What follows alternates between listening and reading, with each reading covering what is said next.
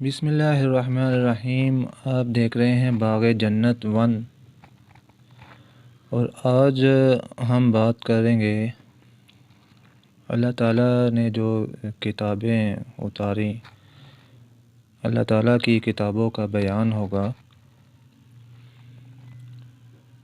اللہ تعالیٰ نے بہت سی چھوٹی اور بڑی کتابیں آسمان سے حضرت جبرائیل علیہ السلام کی معرفت بہت سے رسولوں اور نبیوں پر اتاری تاکہ وہ اپنی اپنی امتوں کو دین اسلام کا رستہ بتائیں۔ ان میں یہ 4 کتابیں بہت مشہور ہیں۔ تورات شریف حضرت موسیٰ علیہ السلام پر، زبور شریف حضرت داؤد علیہ السلام پر، انجیل شریف حضرت عیسیٰ علیہ السلام پر، قرآن مجید ہمارے نبی حضرت محمد صلی اللہ علیہ وسلم پر نازل ہوا۔ قرآن مجید اللہ تعالیٰ کی آخری کتاب ہے۔ اس کے بعد نہ کوئی کتاب آسمان سے اتری اور نہ قیامت تک اترے گی۔ قرآن مجید ہی کا حکم چلتا رہے گا۔ اس سے پہلی کتابوں کو گمراہ لوگوں نے دنیا کے لالچ میں آ کر بہت کچھ بدل ڈالا اور قرآن مجید کے سامنے اب ان کی ضرورت ہی نہ رہی۔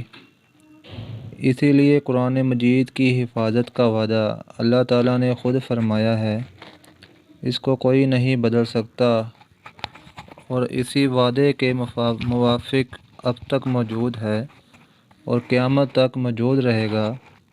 آج تک ایک نقطے تک کا فرق نہ آیا اور نہ آئے گا۔